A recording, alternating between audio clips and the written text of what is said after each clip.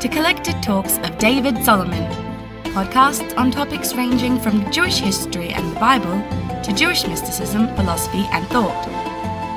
To find out about David's talks, books and more, visit davidsolomon.online. And now, here's the lecture. Thank you for returning for the fourth and kind of final installment of this roller coaster series. And I'm hoping that the denouement of the whole thing will be worth it. Is there anyone here who has not been to any of the previous talks of this series? Good. Is there anyone who was missed last week's? Is there anyone? Oh, okay. All right. Put your hand up if you've actually been to all of them. Yes. Oh, outstanding. Very, very good. Then I know that, thank you very much, Tony. Then I know that most people are going. Not going to have to do too much revision. Now, tonight, as you can imagine, I always say, "Oh, I didn't do that. Not me, not me." Who did this? Tony. That's not bad. That's not bad, Tony. I'll use that. But we're just going to take out Portugal because it's not really kind of, it's all right. It's all right. It's all right. But we're good. No, that's good. I'm going to use that and consider that a big compliment. I'm going to. Sorry. What? What have you done here? What? Sicily? Yes. No, I can see. I can see. Yeah. Yeah. I've been there. Now. Come in. I always say that it's going to be a complex talk, but tonight is particularly so. But we've tried to break it down thematically because it's a century where a lot happens. And not just a lot happens overall, but there's some amazingly isolated incidents that really we should be aware of and prioritise them as understanding how and why they can happen. Sometimes people wonder about how you can retain so much history in your head. And those of you who studied history will know that part of that is due to the fact that things, and I'm going to say this and some of you are going to go, things can only happen when they happen. In other words, it's very difficult for some of the things we're going to talk about tonight to happen earlier in history or later in history. So everything clocks in together, and as soon as you understand kind of a key project of what's going on at a particular time, that's why we spend so much time on backgrounding it, so we understand the world that we're in. But last week we discussed some issues that are going to have, that do have bearing on what we're going to talk about tonight. Tonight I'm going to talk about 1250 to 1300. 1250 to 1300. Now this is an interesting, more than interesting, this talk is really what all the other three are about. They're all leading up to understanding this. But let's just background a few things that are happening, just so we understand. Everybody, we talked a lot about here and here, right? We're talking about this axis of Central and Western Europe and through Spain. We've talked a bit about the Middle East. Yep. I think in good evening. We've talked very, very briefly about communities set up in China and so on. But that's the reason we're focusing so much on this. We saw in this period that life is thriving in Baghdad. There's an Iraqi renaissance. And part of the reason why we spoke mostly about this particular axis here is because that's really what's going on. That's the center. We haven't really expanded yet. There's no new world, and Jews like to live near the center of the known world, near civilizations. However, it is during this very period we're talking about tonight, particularly from the 1250s, that we start to see the beginnings. And remember, what did I say at the end of last week's talk? What did I mention? Very good. Very good. But those of you who were here, because I'm not sure I was, I think that I ended up just at the end speaking about the fact that we can see in the period that we looked at last week the origins of Yiddish. So we know, therefore, where the eastward migrations are coming from, and they're coming not up from here, they're coming from Ashkenazic Europe, and it is this period we're talking about tonight that they start going eastward in greater numbers. This is the period where places like Poland or Greater Poland start opening up their doors, because kings are saying, for example, the King of Poland would say, I saw what the King of Austria did. Remember, we also spoke last week about what the King of Austria did, Frederick II, the Duke, not the King, the Duke of Austria, how he had passed those laws to enable Jews to come. A very countercultural thing to do if you look at the whole of European geopolitical reality. But he said, no, I'm not going to persecute Jews, I'm going to open up here. So those kings go, that's a good idea. And they open up. So he starts to open up Poland. It's not yet the big immigration that's going to happen in the following century under Casimir the Great, but it is the beginnings of Jews moving into Greater Poland, and we know that they spoke a form of Yiddish, and we know where they came from. The other interesting place that Jews are going into eastward, and we know the first documented synagogue is really where we start to get an idea that there is a community. So you know what it's like when you start a shul. It means you've been there for a little bit before, but you've got enough critical mass that you can start institutions like a synagogue. We've seen that in Australia, we've seen it in America, we've seen it in Europe. And so these frontier countries are where Jews are just now starting to establish communities in places like Hungary. So we have the first documented synagogue in Buda in the 1250s. And some Jews are going even further. This is where historians can point to the first documentations that we have of a Jewish community in India. Jews are living in places like Cochin and on the west coast of India, and they are partaking in the developments that are happening there as trade is bit by bit increasing with Europe. It's very, very early stages. We're not yet anywhere near the age of exploration, but Jews have reached India. So you can see that we're going eastward. And it's not surprising, because I'm here to tell you, and you certainly could tell me, that in the 13th century and in the 1250s, life for Jewish people in Central and Western Europe was, on the whole, yuck. Yuck. We see right throughout this region, divided up in all sorts of pockets of kingdoms and fiefdoms, a very, very significant pattern of behaviour on part of authorities towards Jews. And we see oppression in different spheres. We see economic oppression, we see political oppression, and right now we are going to start really cranking up on what we might call theological oppression. And that's a very, very big point to understand in what we're going to talk about tonight.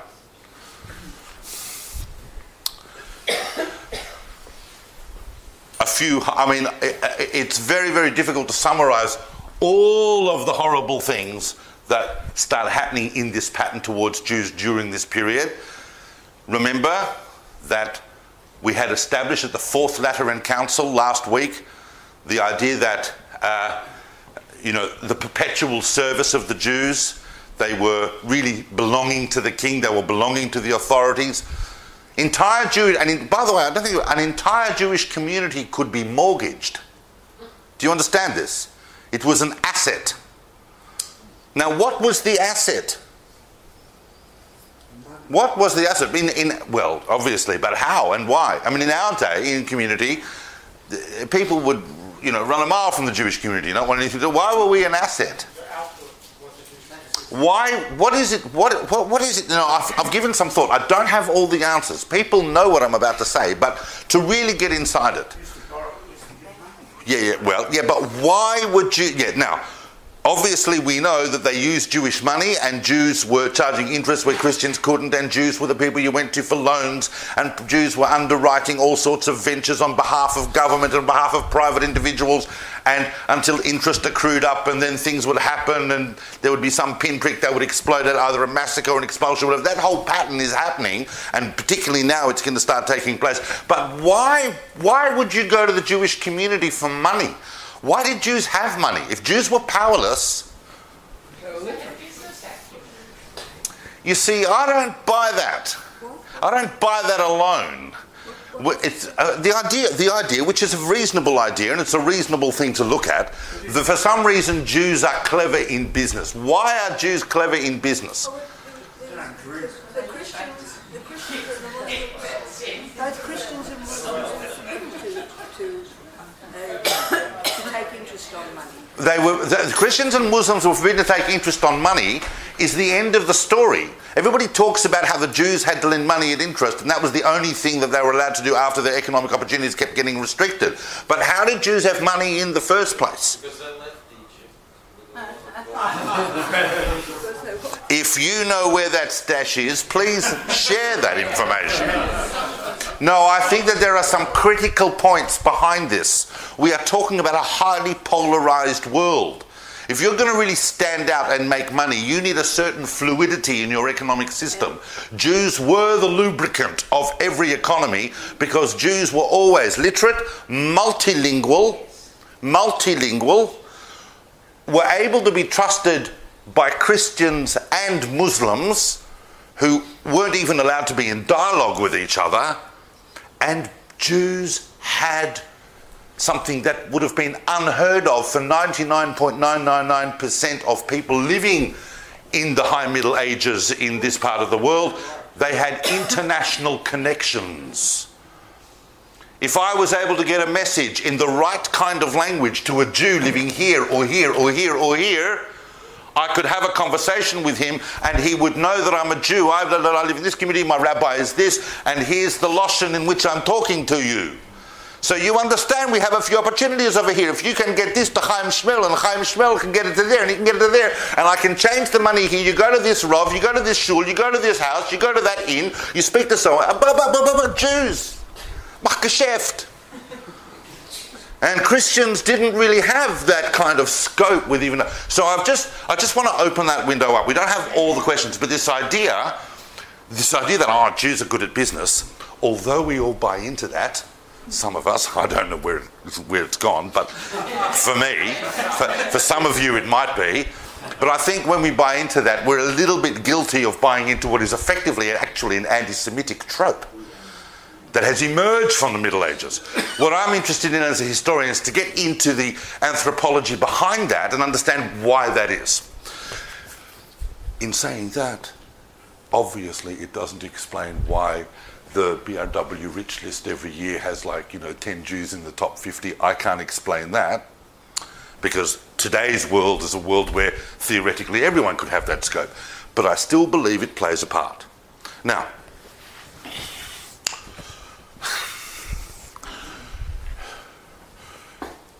that was the pattern, but what we start seeing in the 1250s is we start seeing the breakdown of that pattern because we are starting to see in the Christian world a bit of a rise of a middle class. It's not a middle class that we come to know of much later on after the rise of burger capitalism and so on, but it is the beginning of a kind of mercantile and self-funded middle class that may not necessarily need Jews.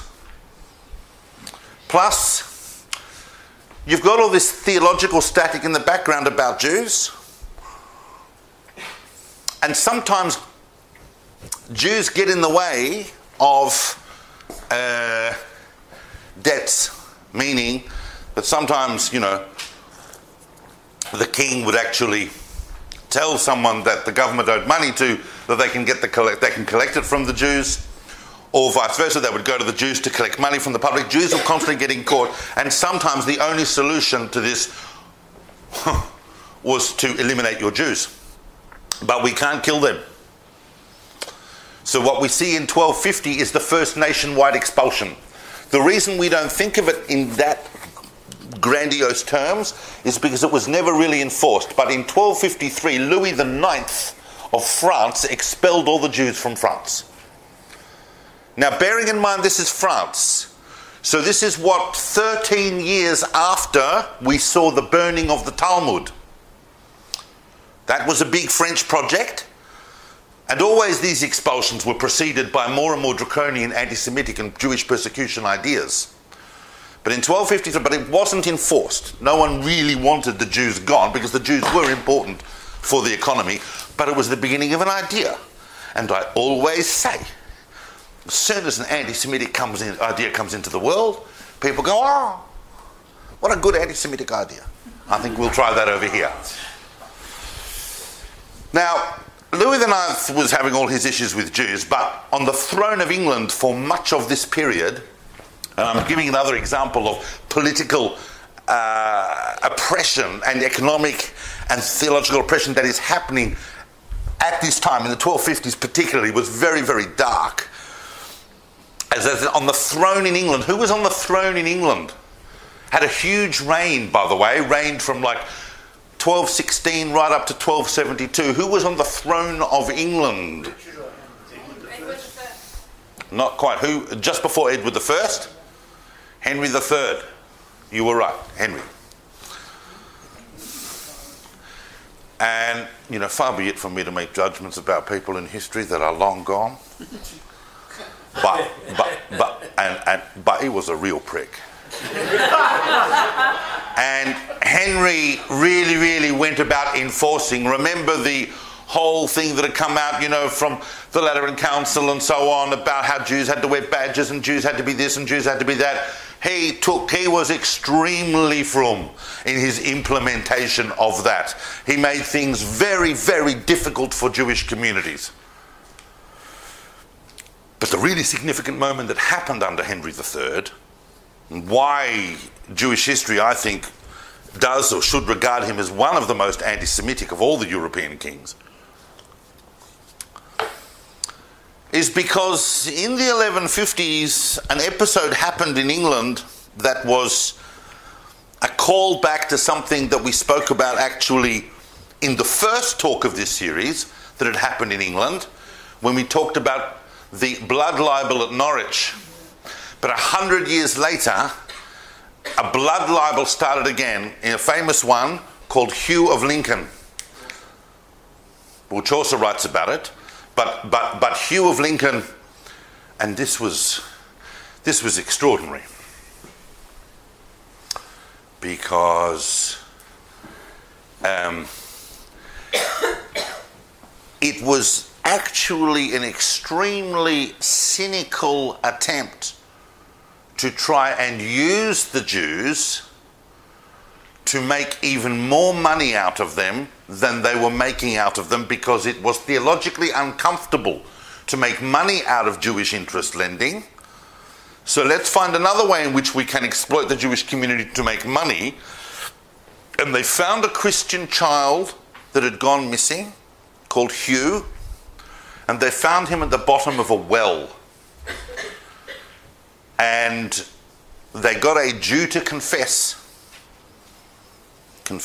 whatever that means, that this was a ritual sacrifice a la William of Norwich. Now, William of Norwich had already come into the conscious again because people had been writing books about it. There was a kind of a hagiography about it.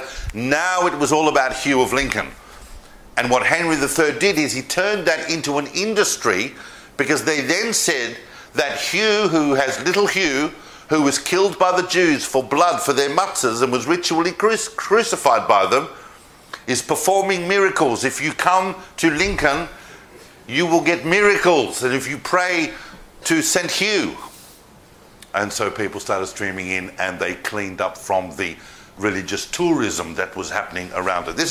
Read up, it's very, very disturbing. But of course, heaps of Jews suffered and died as a result of that libel. And what do we learn? What do we see here? Remember last week I spoke about Frederick II? Yep, the big kind of mad scientist king. So do you remember I told you, I think I mentioned it, that one of the pronouncements that he had made was that there was no truth to the blood libel, as a scientific pronouncement. And Henry III went in exactly the other direction. This is the only case, because even popes had got up and said, no, the Jews don't do that. But Henry III went in the other direction and said, this is the only case of the crown actually consenting and agreeing and accusing and executing based upon the official belief in the blood libel. England was not a good place for Jews in the 13th century. Probably the worst in many ways. Jews had to wear badges, all sorts of things. But we'll come back to the Jews of England, but it's important. Hugh of Lincoln is an important turning point in that. But there's also a couple of moments of theological oppression that we have to understand. What do I mean by theological oppression? Well, you remember from last week as well, right? That the book burnings in Paris, yep, and the rise of the Inquisition, and the fear about heresy. Now, those book burnings were only stopped by popes who were saying, you know, we really shouldn't be doing this, because if we go back to Innocent's decrees of 1198, we're actually supposed to be allowing the Jews to get on with their traditional modes. So we're burning the Talmud, we're burning their books. That's not really what we're supposed to be doing. So it was actually putting a stop to that. But in the 1260s, there's a pope called Gregory IX. And Gregory IX issued a papal bull, which is important for us to talk about for a minute, because it's going to have a very lasting effect on what we're going to talk about, what we are talking about. And that's a bull called Turbato Corde. Don't know how good people's Latin is here. Turbato Corde.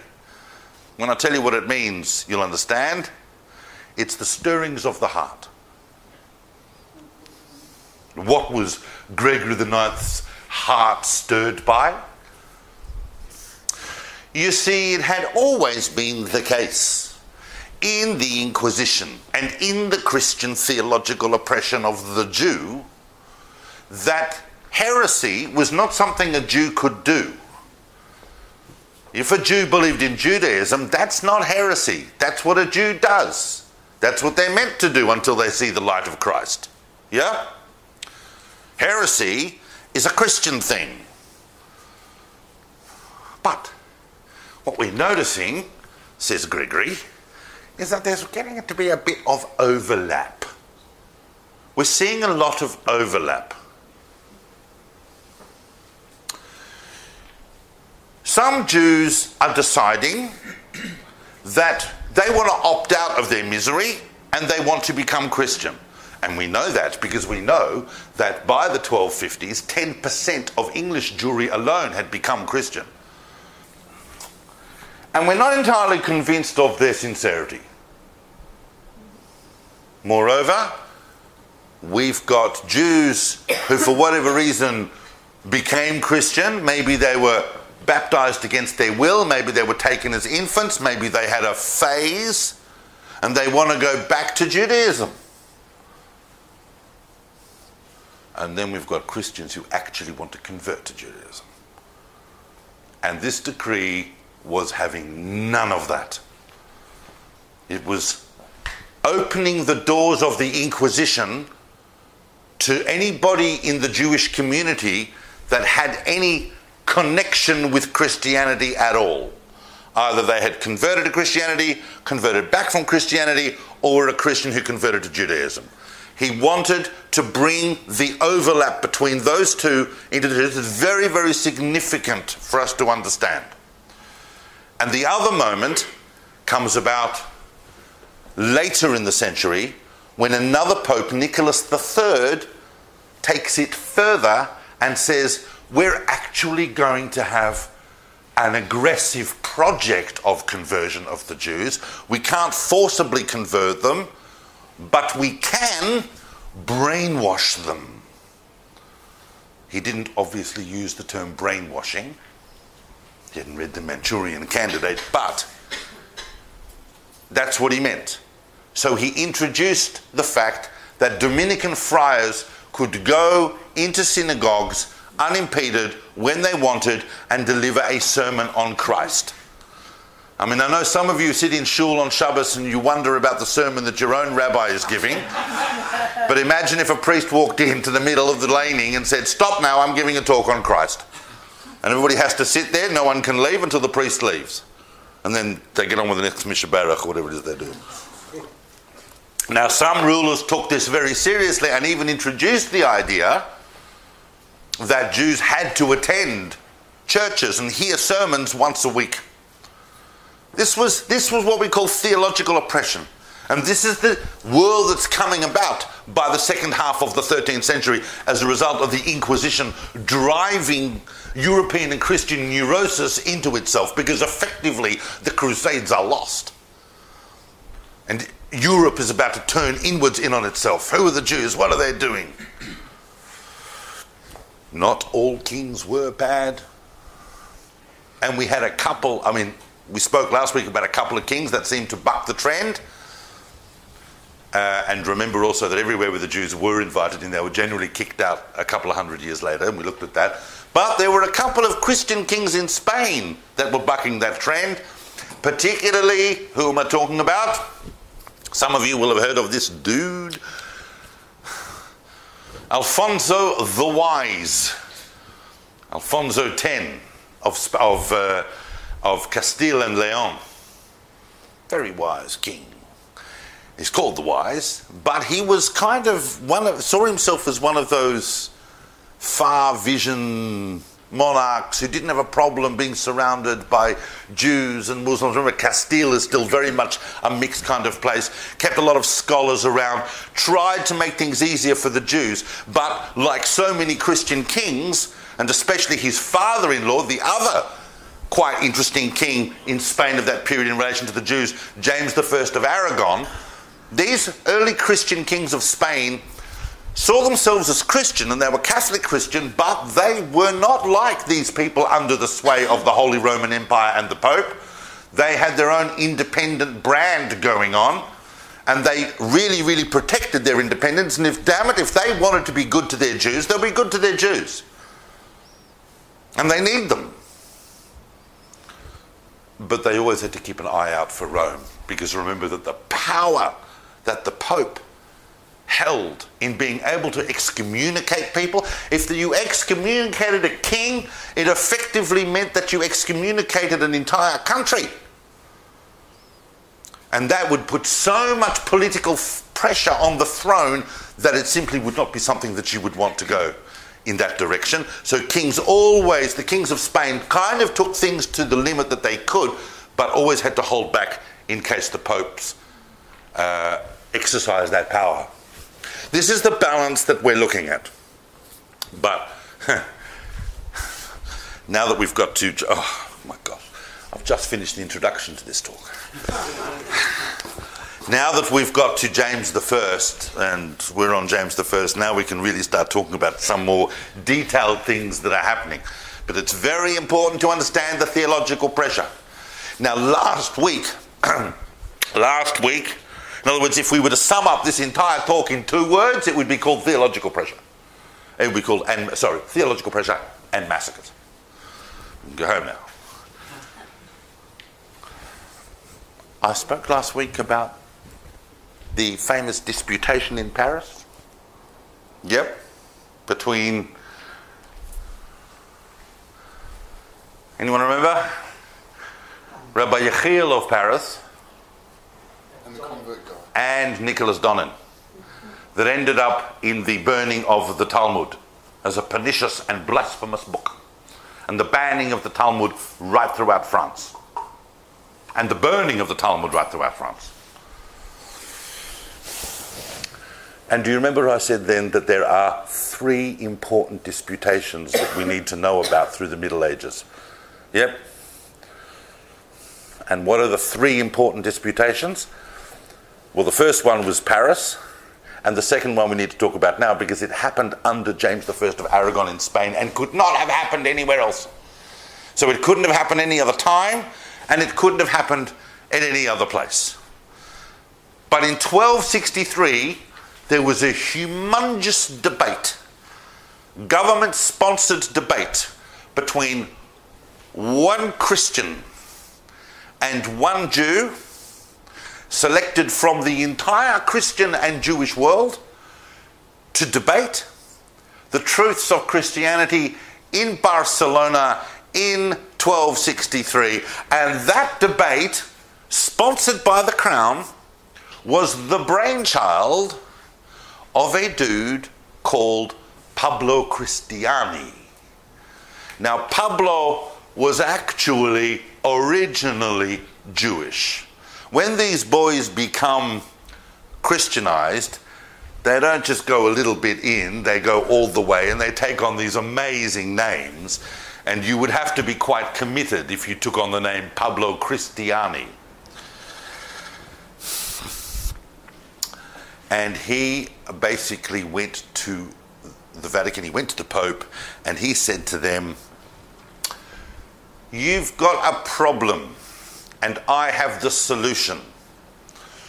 You have been arguing all this time, and your problem is that you say that the Jews are misguided because they understand the Bible according to the Talmud. So every time you try to show them clear references to Christ in the Bible, they pull out the Talmud and they say, we don't read it like that. That's not what it says. Look in the Talmud. So your solution to now has been to damn the Talmud, defame it, and throw it in the fire. But that's not having the desired effect. However, I've done some years of study with the Talmud, and I reckon I can prove that the Talmud, rather than being a book that you need to destroy, is a book that is talking about Jesus. The Talmud will demonstrate to the Jews the truth of Christ because the Talmud itself is showing them. It talks, all its discussions on the Messiah, all its discussions on divine redemption and salvation, I can show that that's all about Christ. And the Pope went, that's an awesome idea. Now, they needed to hold this debate somewhere, and they didn't want to hold it in Europe because it was just a mess, and because the Inquisition was, and the Pope's authority was so strong in Europe that they wouldn't be able to hold the debate in a way that could be organised and safe and secure for its participants. But in Spain, it's a kind of independent territory, and James of Aragon, when he heard about the idea, said, bring it on. I want to see that. I mean, there's no Netflix, right? And they're not broadcasting the World Cup. So you would think, let's bring this dude who reckons he can, and let's, but he said, but if we're going to have it, a few things have to happen with this debate. First of all, it has to be an open playing field. The Pope's not going to like this, but we have to allow the Jews to say what they want. And Pablo Cristiani said it's very important as well that you allow the Jews to say what they want at this debate, because if you hamper them and censor them and curtail them, then if I win, it will not have the effect, it will not convince Jews. They will know. They will know that they were only allowed to say things within a very tight range of possibilities. But if you allow the Jews, within the manner of civil debate, free speech, and James of Aragon thought that was also brilliant. He said, yep, I'm all for free speech. I'm all for free speech. I don't care. Let the Jew talk. And let's see what happens. I want a really, really, really good fight. And then we'll see what happens. James of Aragon, by the way, was not thinking, I'm not sure of the outcome. Yeah? Do you understand what I'm saying? It's not Collingwood against Richmond, but he was convinced that Christianity would win, because it has to win, because it's the truth.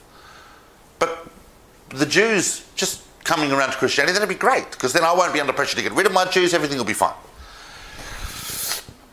But the other thing that had to happen with the debate was as well as allowing whichever representative of the Jewish world was going to answer the challenges of Pablo-Christiani with free speech, it had to be someone that was unbelievably impressive.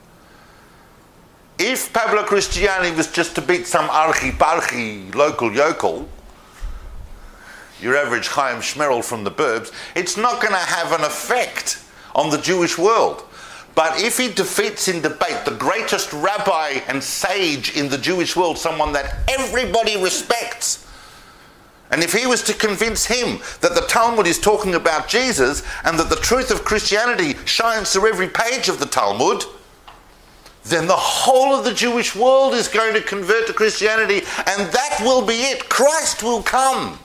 Because that's the only reason that Christ hasn't come, is because the Jews don't believe in him. That, by the way, is a fundamental theological tenet of Christianity. Certainly medieval Christianity. Who's going to be the judge of all this? Oh, James was going to be the judge. James was going to be the judge. But we'll get to that in a second. And of course, you know who they chose. Now, put up your hand if you know who they chose. Oh, I'm saying you know who they chose. And I only got two hands. Okay, good. They chose someone who was not just the greatest sage of his generation, but the greatest sage of just about most generations that he would have found himself in. And he had just spent years and years and years writing his commentary of glosses on the Talmud, as well as a great variety of other things. He was a deeply, deeply revered figure, not just in Talmudic learning, but in Kabbalistic learning, in moral statute. He was the greatest sage, and he was highly, highly venerated. His name was Rabbi Moshe ben Nachman. This is the Rambam. Now, we don't get confused between the Rambam and the Ramban, because the Rambam, you put the emphasis on the first syllable, and when we say Ramban, we put it, as apart from changing M to N at the end, we put it on the second syllable. So it's an important thing to know in history. Don't say Ramban, because people go, and don't go Rambam. It's Rambam and Ramban, because otherwise we'd go nuts. But the Ramban, and the Ramban agreed. The Ramban agreed because he didn't want to be seen on behalf of the Jewish world as having anything to fear or anything to hide. And James promised him security and promised him free speech. Very, very important. And the debate, now some debates, some of these debates lasted for weeks, some for months. Tortosa famously lasted for years. This debate was done over 3 days. Now, whether they were consecutive days, I'm not sure, but it was in a very, very short period of time. The debate was carried in front of the full court of Aragon and hundreds of onlookers, and they had the debate staged. There it is. The ultimate classical medieval debate. It was reduced to 2 or 3 fundamental sets of questions. They said, we're not going to argue scripture for the next few, whatever. Let's just get straight down to it. Is Jesus the Messiah promised by the Bible, according to the Talmud? Is Jesus divine? Is the Messiah meant to be a divine being? And what can we say about the fundamental truths of Christianity? And the Ramban completely and absolutely demolished Pablo-Christiani inside 3 days. This was a test match that was basically over by the 3rd day by an innings and 500 runs. Pablo-Christiani's arguments were left shattered. James gave the debate to the Ramban. He visited the Ramban's shul, he gave him 100 gold coins, and he said, the famous quote, one of James of Aragon's most famous quotes, "I've never seen anyone so wrong debate so well." And that is the only debate in the entire Middle Ages that we unequivocally won. And we know that because we have the transcripts of it, because the Dominican friars all wrote down the transcript, so you can actually see the transcripts of the debate. It was based on the disputation on Barcelona that Chaim Maccoby wrote the script for that great film called The Disputation, which is based on those events. And I recommend anyone who's interested in that topic to read that, because it's brilliantly portrayed. What's his name? Who was that? Who's that actor? Oh, he's in it. You know, he played Saruman in Lord of the Rings. Christopher Lee, thank you. Yeah. And he played Count Dooku in Star Wars. Yeah. He's James of Aragon. And the Rambam is played by Alan Dobie. I mean, it's got a lot of interesting actors in it, but it's an amazing film. Have a look at it. Anyway. And then, to save his life, James of Aragon, who by this time had become quite friendly with the Rambam, exiled him. We can see on the one hand that this exile was a punishment, but in fact, I believe, there's many people who have investigated these events are of the opinion that it was actually probably a kindness that he did him, because the Dominicans in the church were really, really braying for his blood, literally. They wanted him executed for blasphemy and so on, putting a huge amount of pressure on the kingdom. So they exiled him. And where did the Ramban famously go? You know this. He went to Jerusalem. He went to the Aliyah of the Ramban. Now the Ramban is already in his 70s when he does this. And he makes Aliyah to Israel. He gets to Jerusalem in around 1267. And the first thing he does is he tries to build a minyan with a shul. He only finds 2 Jews in Jerusalem. 2 brothers, cloth dyers, who are living in Jerusalem, the only Jews. So he has to go all around, he has to go to Hebron, he has to go to other places all around to get people to come and live in Jerusalem so we can have a minyan. And he builds the synagogue of the Ramban, which stood for exactly 700 years until 1967. It has now been rebuilt. And you can go and you can see the synagogue of the Ramban. It's in the Jewish quarter. This is, and in Israel, I mean, he passed away in 1270, so he was only in Israel for 3 years before he died. But in that time, the Ramban wrote his famous commentary on the Torah. The commentary of the Ramban is one of the 4 pillars of commentary that we read. He's up there, Rashi, Ibn Ezra, the Seforno, the Ramban.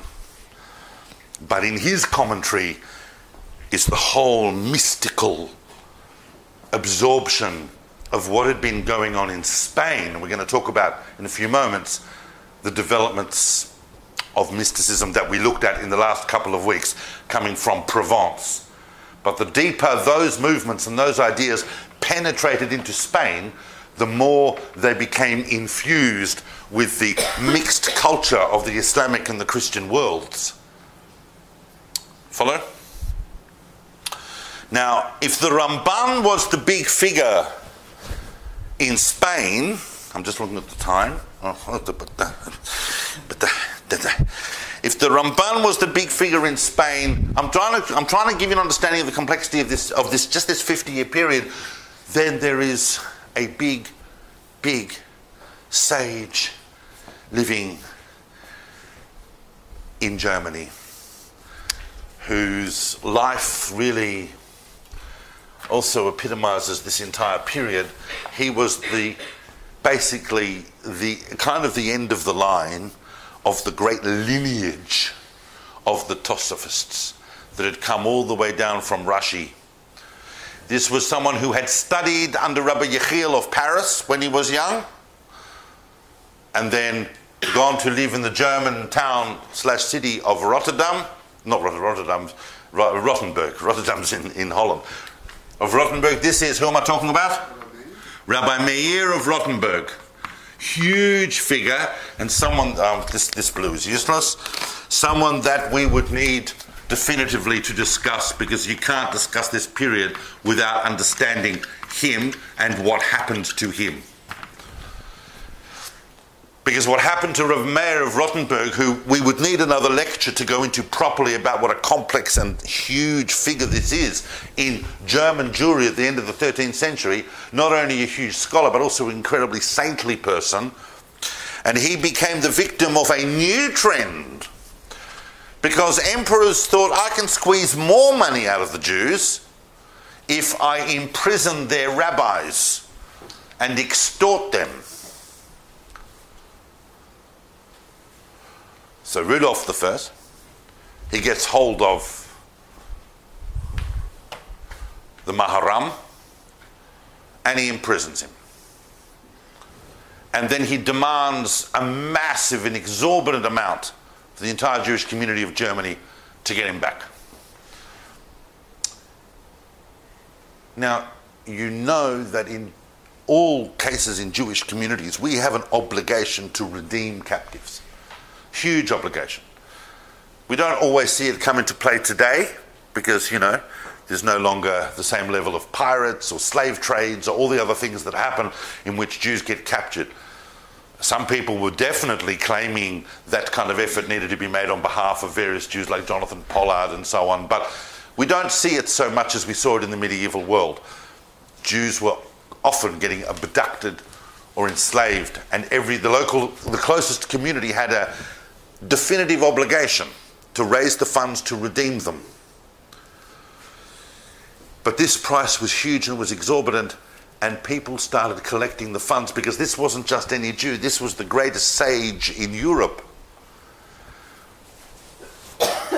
And they raised the amount. And Rabbi Meir from prison forbade them to pay it. Issued a halachic ruling.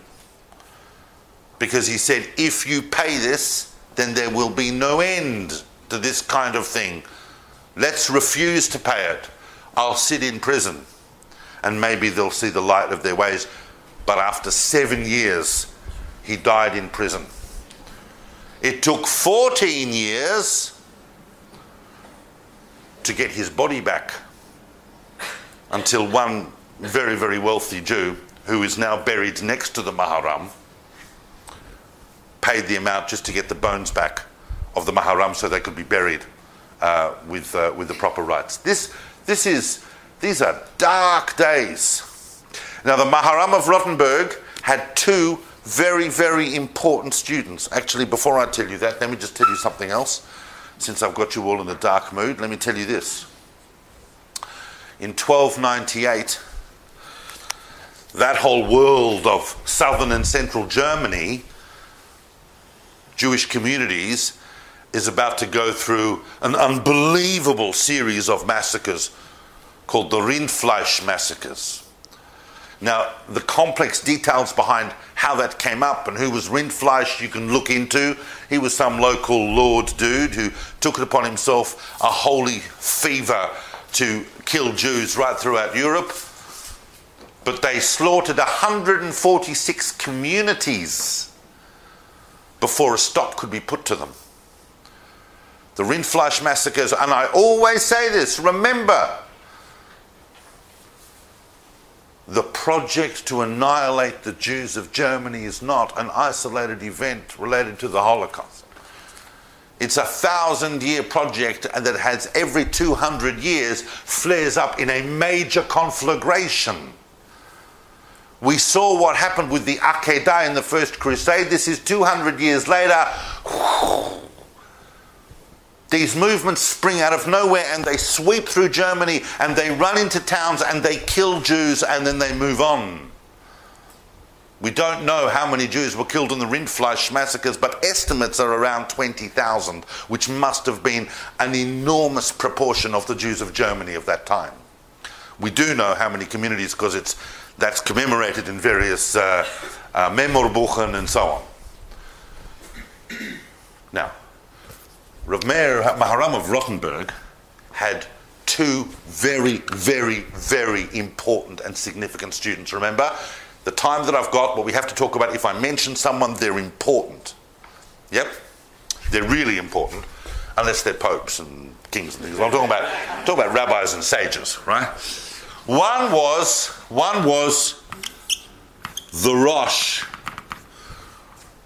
whose name is Asher ben Yechiel, who we know as the Rosh.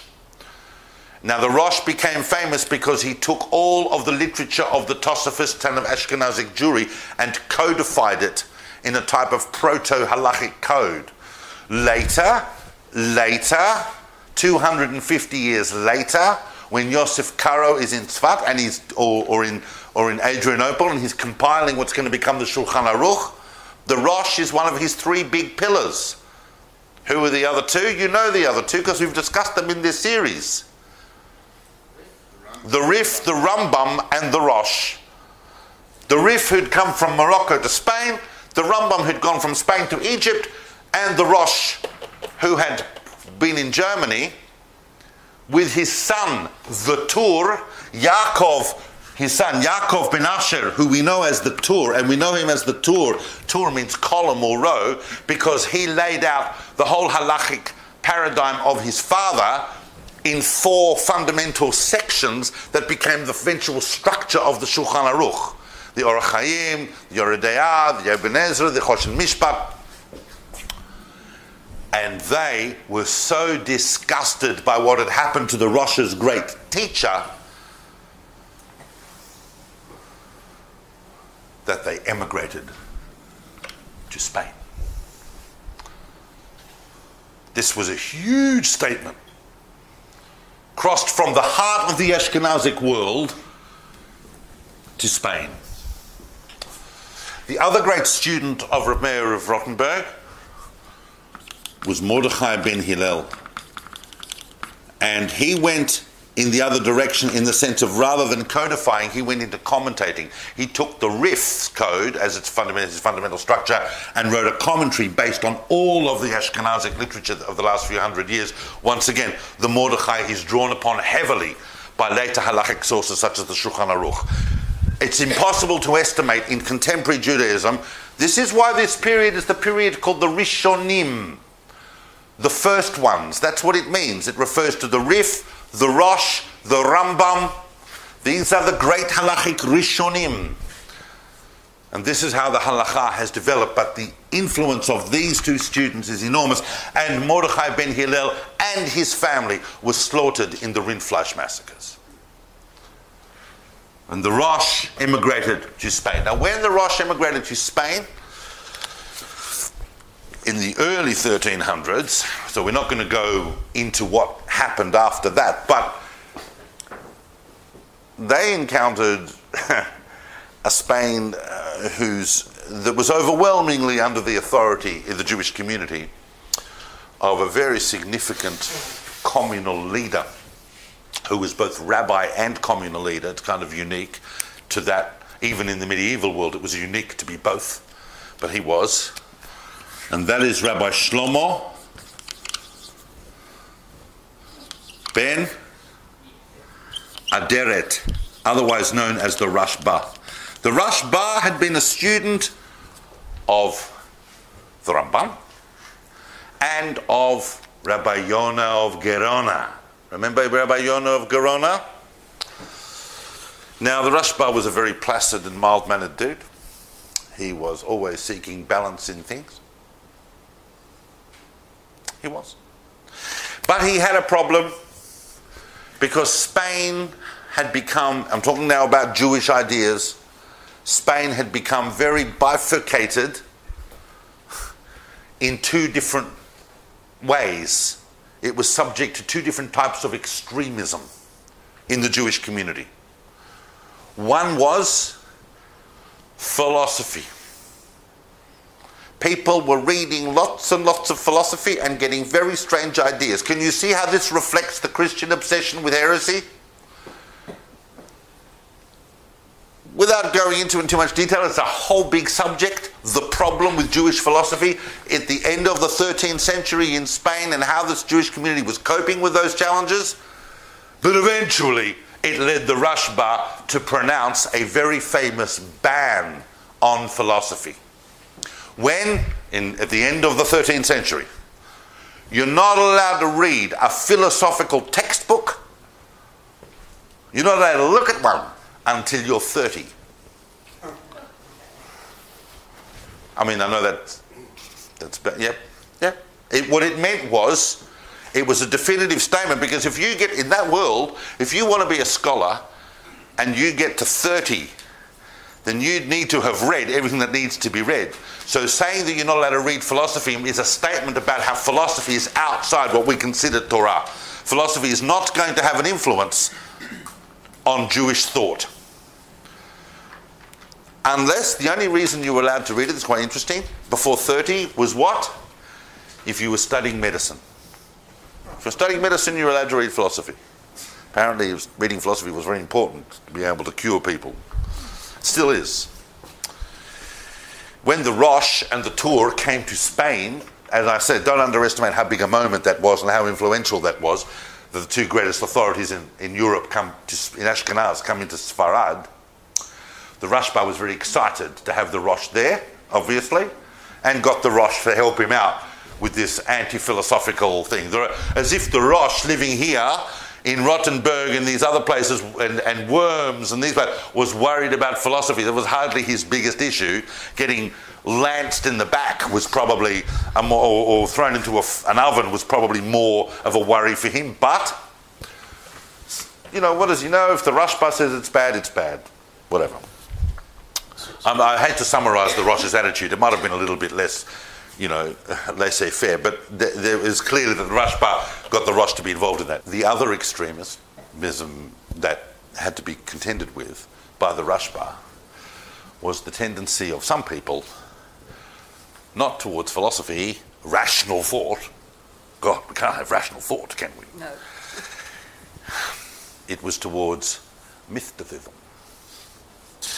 And some people were reading Kabbalistic books, the new Kabbalah coming out of Provence and out of Girona. Remember, we looked at Azriel of Girona, we looked at Isaac the Blind, all of these ideas of the Sphirot, all of these ideas of divine names and permutations, these things. Some people were reading that stuff and losing it. That concern is still with us today, right? All of those decrees, we go, oh, you're not supposed to study Kabbalah until you're 40, all of that. Those Bubamaises were developed at this time in these places because they were freaked out about what people were doing reading Kabbalah. Because people were reading Kabbalah and going, oh, it's very interesting, look how I'm empowered. Right? In fact, I'm so empowered, I might be the Messiah. In fact, we have, for example, the famous case of the prophet of Avila. Especially once you start getting deep into Castile, it starts to get very messy. In Toledo and Avila and Valladolid and all these places. But the prophet of Avila was creating a tremendous uproar by saying he was the Messiah. This is in the 1290s, running around. The Rashba obviously had to cope and deal with that. They sent him, the prophet of Avila wrote, we're not even sure of his name, the prophet of Avila wrote a book. The book was sent to the Rashba freaks out once again. So really, we don't want you learning philosophy, we don't want you learning Kabbalah, we just want to be part of this pure kind of thing going forward. Let's not have any cults or extremist ideas. Yep. We've seen that pattern again and again and again. But there was one individual on the mystical side of the spectrum that the Rashba was particularly concerned about. And that's probably the most famous non-Zoharic mystic to emerge from Spain. And when I say the words non-Zoharic mystic, I know that you're going to be looking at me going, oh, what am I supposed to understand by that? Non-Zoharic mystic. Well, the other Kabbalists that we're talking about are leading up towards this moment of the Zohar I'm going to talk about in a few minutes. But there was another mystic running around who had an entirely kind of different take on things. And he probably, when all said and done, possibly the most original Kabbalist of the last 1,000 years with immense influence into other areas of Kabbalah, but he had his own thing. His name, you've all heard of his name. Even if you do not know much about this person, somewhere in some dark conversation or light conversation, his name has come up. Now, I know some of you are sitting there going, no, it hasn't, David. You're going to say this name and I will not have heard of this person. Avraham Abulafia. Well. Now, Abulafia was born in Zaragoza in 1240. Remember what we said about what's significant about the year 1240? Correct. It's the year 5000. I'm sure a few babies were born then, but Abulafia considered the fact that he was born in 1240 highly significant, because he had a particular, quite reflectively built perception of his own potential contribution to the cosmic outcomes. And he developed an entirely different strand of mystical, Jewish mystical Kabbalistic thinking that we could only really describe as a type of Kabbalistic yoga. It involved a lot of breathing exercises, a lot of physical positioning, a lot of meditation, a lot of automatic recitation and mantras,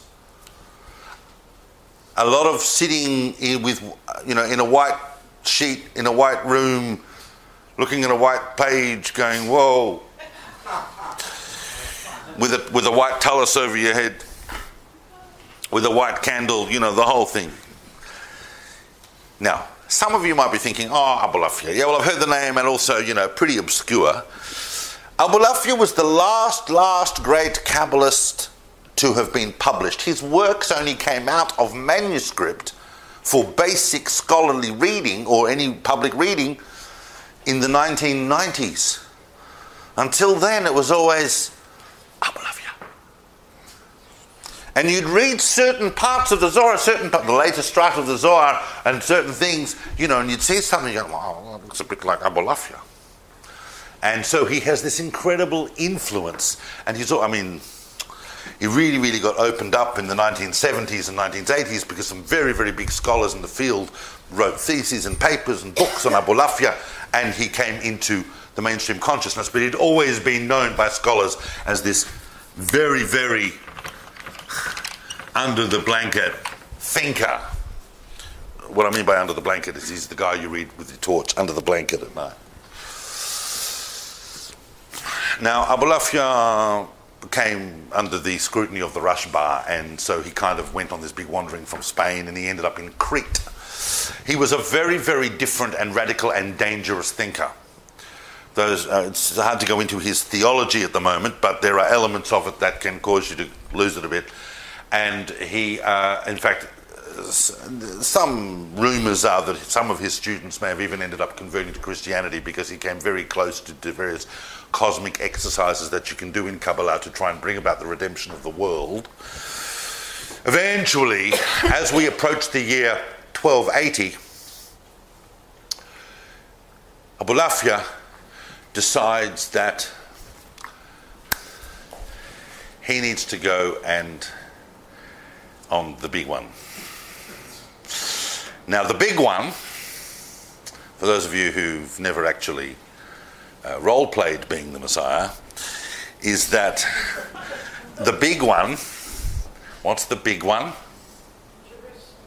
Oh, no, that's the ultimate. That's the end game. Jerusalem is the end game. The big one is that you've got to go and you've got to see the Pope. You've got to see the Pope. Now, just before I tell you what happened to Abulafia, because this is the most famous encounter and this is historical and we know this and everything, before I just get into that, I need to explain who this Pope is and what was going on with Abulafia. The Pope at the time, as we move towards 1280, is Giovanni Orsini,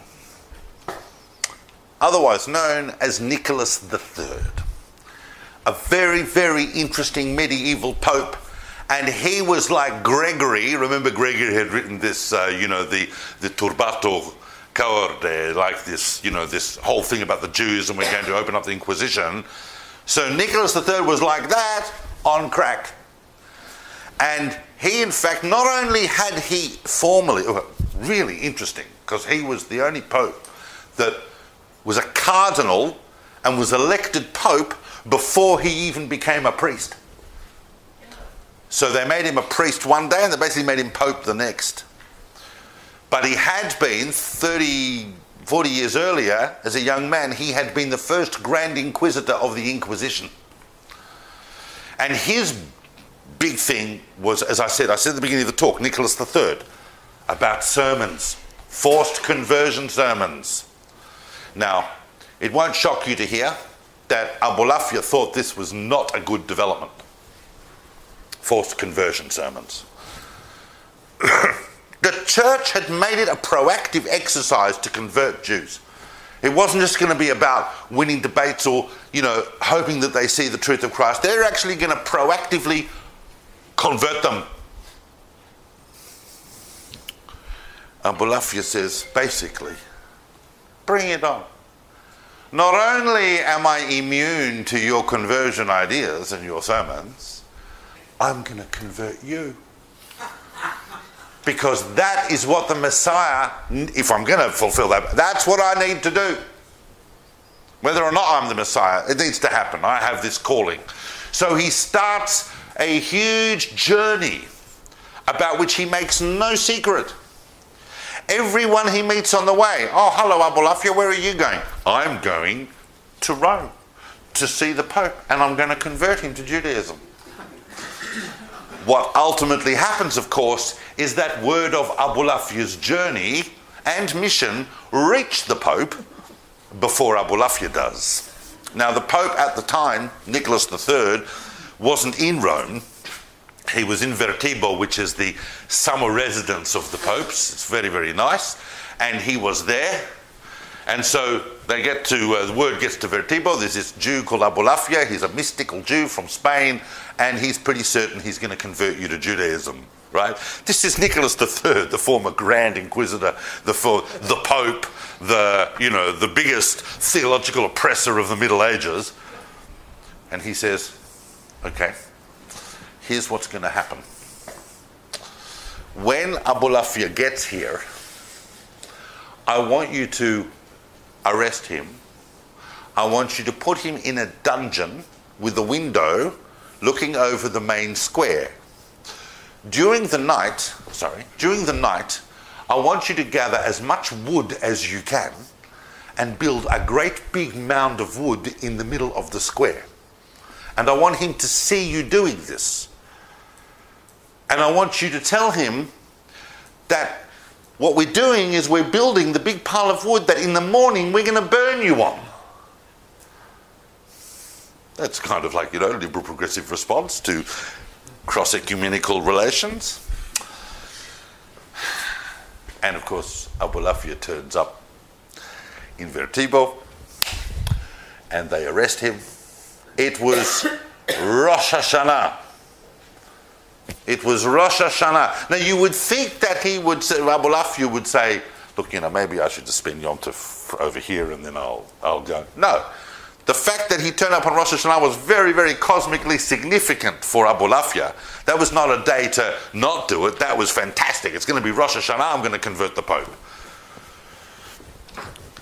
He's in the cell, and sure enough, they're gathering the wood. They build the huge pyre in the middle of the square.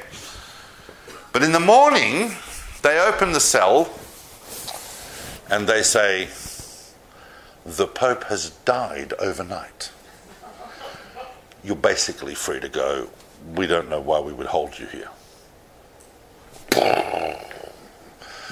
Now, Abulafia did not get to fulfill his mission of converting the Pope, but he sure as hell dined out on that story for a long time. We know it because he basically went back through Europe telling everyone. And we also know, we look at the dates, we know when Nicholas died. He died of a sudden heart attack or stroke on that night, and it was one of the. And we don't really know much about Abulafia's life after that. It's believed that he may have gone back to Crete or whatever, but his books remained in manuscript for hundreds of years, read furtively by lots and lots of people, and now they are published and accessible, and some of them are even being translated. They are absolutely fascinating, especially if you want to actually seriously invest in a kind of mystical Jewish yoga. Now,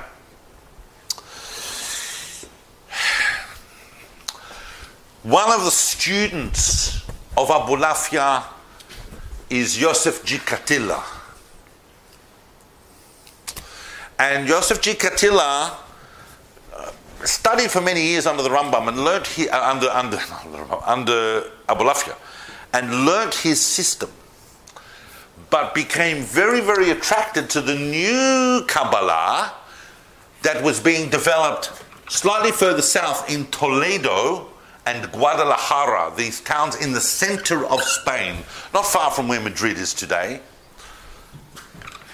And the whole of the Sephirotic school that had come up in Provence and so on had drifted down towards these southern and very, very complex parts of Spain where things were genuinely a little bit more Islamic.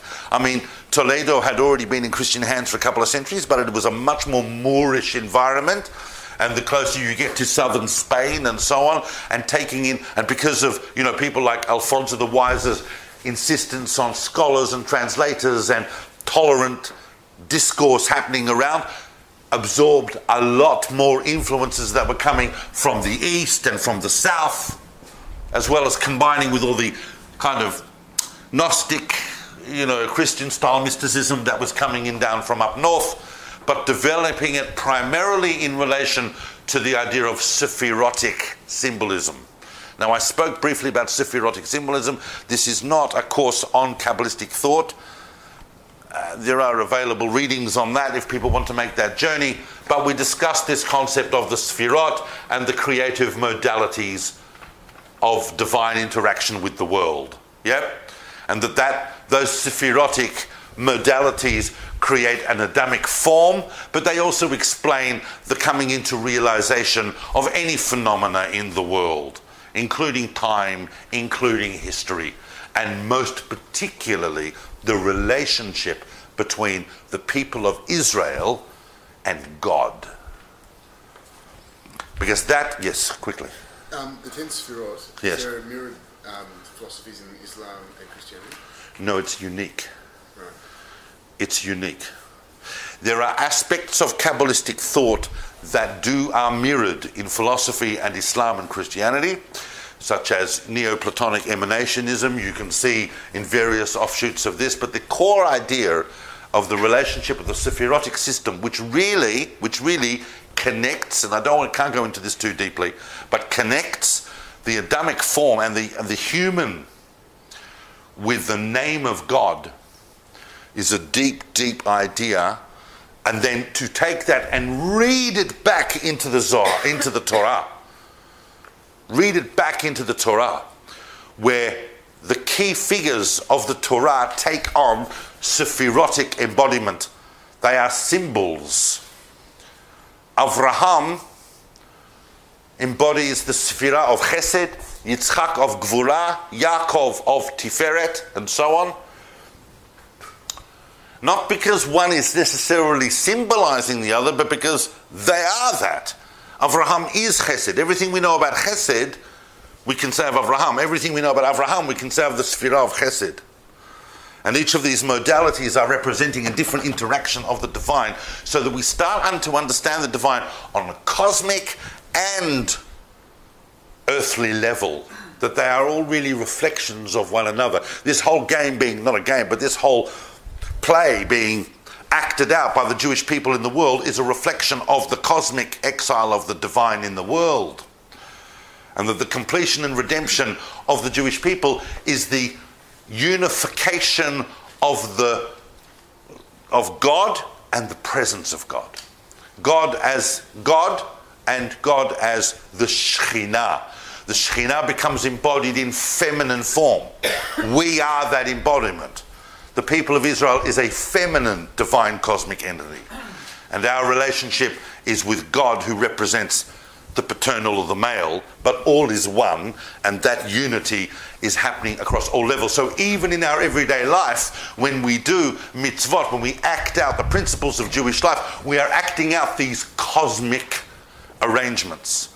This is a huge idea, and the one figure, of course, that is massively associated with this, and I mean, most scholars think today it was probably a circle that were developing the literature that became the Zohar, a circle that possibly would have included Yosef G. Katila, the earliest student of Abulafia, but the one person that is seriously associated with that circle that ultimately in 1290 produced the Zohar is who? Well, I'll get to that in a second. Let me just divert for 1 minute, because No. Luria is the middle of the 16th century. That's That's not happening for another 3.5 centuries. That Luria is the result of the Zohar. 3 centuries later. I said 1290. It's very important to understand the significance of 1290. 1290, in one respect, if you ask your average non-Jewish historian what would be significant about 1290, unless they know more than the average about Jewish history, they will probably tell you that 1290, 1291 is marked by most historians as the end of the Crusades. Finally. Because 1291 is the fall of Acre, the fall of Akko, which was the last minute holding of the Christian kingdom in the Holy Christian Latinate kingdom in the land of Israel. But eventually they got swamped by the Mamluks, and from that moment on it's game over and there's no more crusades. No one seriously thinks after 1290 of getting an army in Europe and going to the Holy Land to reclaim it. This is not a project. So that's what they would say. But that is a very significant thing. The other significant thing that happens that's of more acute interest to us in Jewish history in 1290 is the fact that Henry III, who I spoke about in such laudatory terms earlier, was replaced, he's died, and was succeeded to the throne of England by Edward I. Those of you who've seen Braveheart with Mel Gibson will know that Edward I, Edward Longshanks, was the king in that movie. So he wasn't very nice to the Scots either. But his behaviour towards the Jews was appalling. He realised, let's try some of these new anti-Semitic ideas here. Blood libel's not a problem. Desecration of the host, not a problem. Summary expulsion, not a problem. He took an entire area and actually basically, Gascony, and he basically told the Jews to get out, expelled them and took all their possessions. Why did I not think of that before?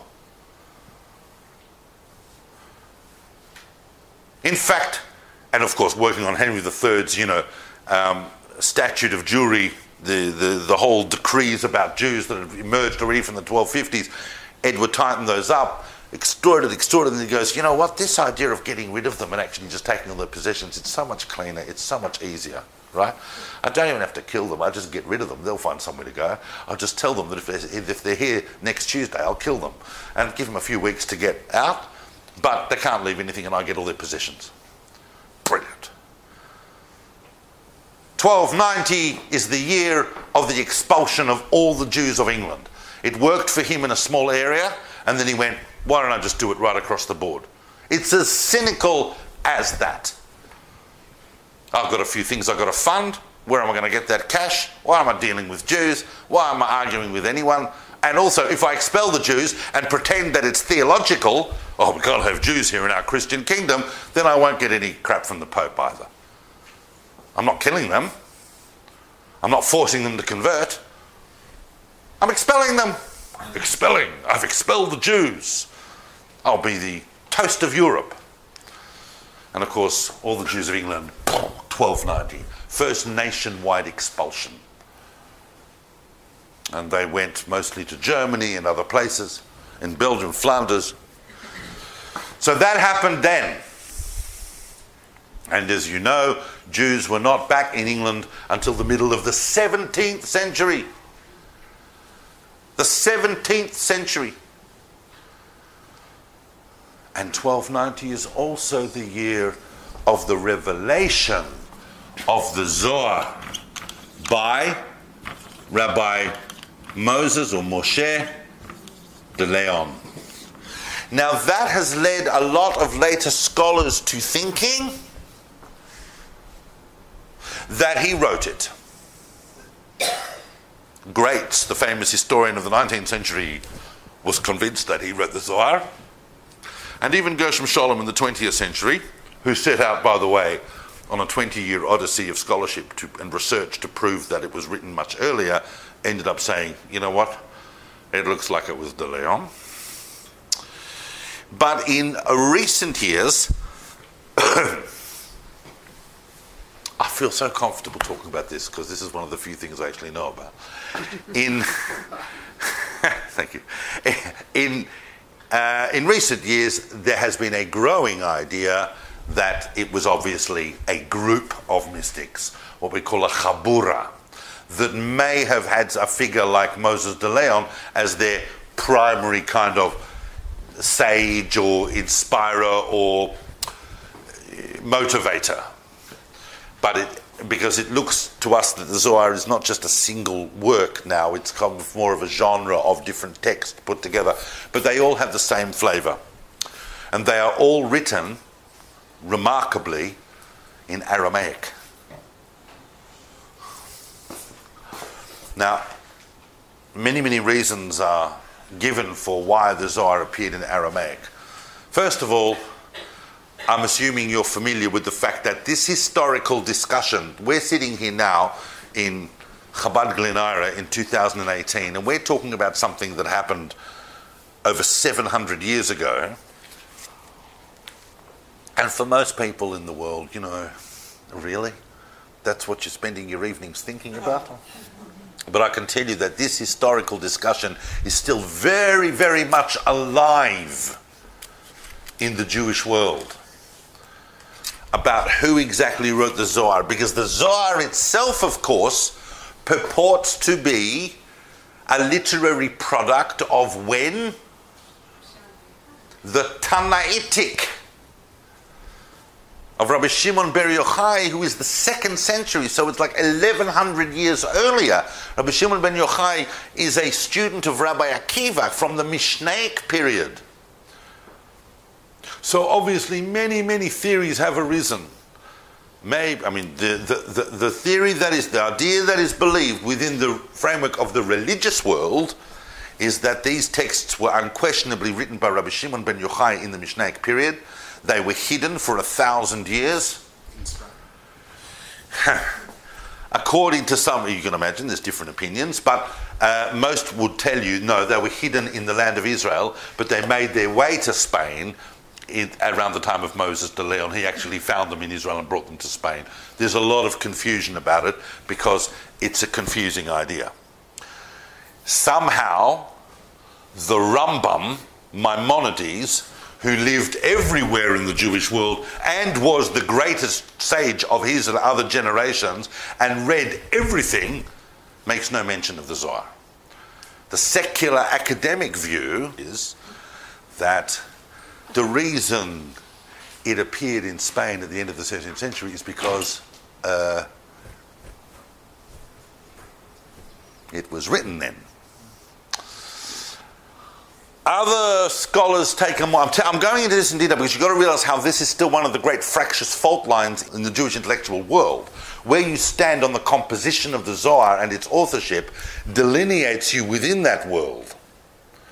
Others think that, yes, it was produced and edited and put together by Moses de Leon in Spain at the end of the 13th century, but it contains much older elements. Indeed it does. Indeed it does contain some strands that would appear to be older, but overall, the fact that it's in an Aramaic that is slightly different from other levels of Aramaic that we've seen, the fact that it's in Aramaic at all, and because Aramaic is a very powerful, mystical language that evokes a mysticism. No one's speaking Aramaic, but you're reading it and it sounds... So all of us have read Aramaic and been affected by it, even if we don't understand its words. You know this, because the Kaddish is in Aramaic. Many of the most powerful mystical prayers in Jewish liturgy are in Aramaic because it evokes that.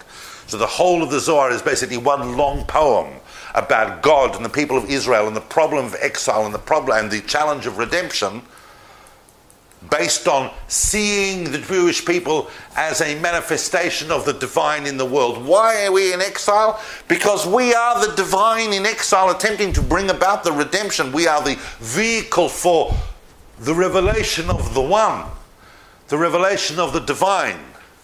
It's not passing by us, it's through us.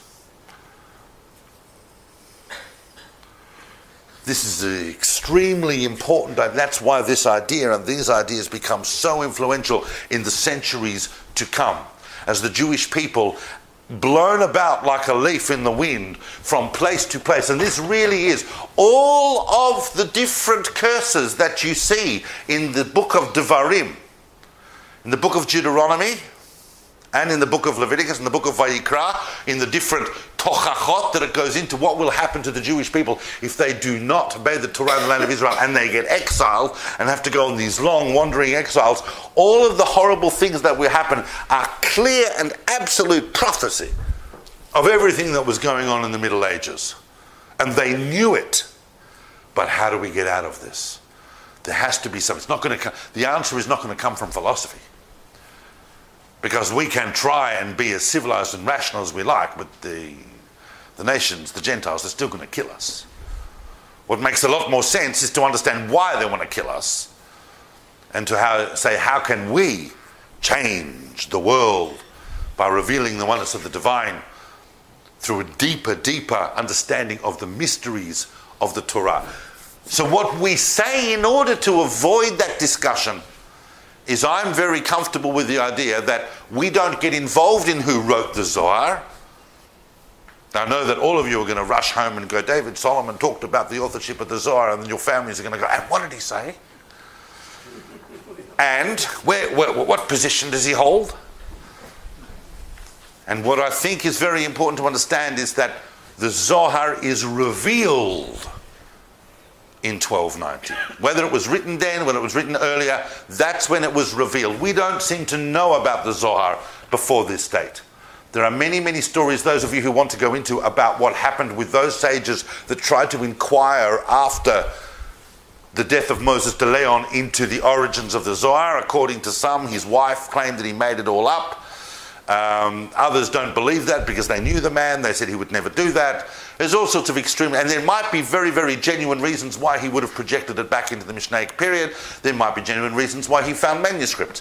All different sides to this and facets to this particular narrative, but the true reality is we don't know. What we do know is that this phenomenal, and nothing short of phenomenal, because anyone who reads the Zohar, and you know it's just been translated again over the last 20 years by Danny Matt, the 12-volume Pritzker, it's beyond estimation the influence of the Zohar on world spiritual culture. Because it's going to affect not just Jewish spirituality and Jewish mysticism, it's going to affect Christian mysticism and lead to the Renaissance and the Enlightenment and so on. The Zohar is a huge moment, and it gets produced in the Jewish community of Europe in a general sense at a time when we are going through one of our most dark passages of that exile. And so what I wanted to do in this course, because now I've finished, I wanted to do in this course was to bring us from basically the Rambam to background that, 200 years, born 200 years earlier, and to bring it through to see really how everything is being played out in a dichotomy of circumstances. We move from a world that is really shifted from between the polarity between Islam and Christianity to a world that is dominated all of here now by Christianity and here by Islam. And I'm here to tell you that all of the horribleness that we spoke about is going to be superseded by more horribleness because the 14th century is disgusting. And as well as disgusting, you can throw in the Black Death as well, which wiped out a third of Europe's population. And all the massacres of Jewish communities. This is 50 years after the period I'm talking about tonight. So the next century is awful. But there are sparks. Not only is the Zohar produced at the end of the 13th century, but we're just a few short years, maybe just 5 or so, 10 or so years away from Dante. And Dante, as you know, is just the beginning of the first spark of the dawn of the Renaissance. So European culture is about to go through a whole thing that we are still living through. I have really enjoyed giving this course. I hope it's brought some of you some understanding in detail. Everything I've mentioned is important. There's a lot that I didn't mention that's also important, but I wanted us to get the main structure out. I'm going to miss this, and I'll tell you what I mean. As I was driving here, I thought to myself, I'm going to miss this. And maybe in some messianic future, we could do this every week and go through the whole thing. Every century, every 50 years. Because I've suddenly, this is the course that's made me realise that 50 years is a good treatment. And maybe we could do, we've done the 12th and the 13th centuries, but I can tell you there's a lot of material in the other centuries, both prior and following, and maybe it would take us a long time, but we could go right through. We could start from the 2nd to 500 BCE and go right through. Yep, and then start again. Who knows? Make a big seal. Anyway, guys, thank you very, very much for listening to that.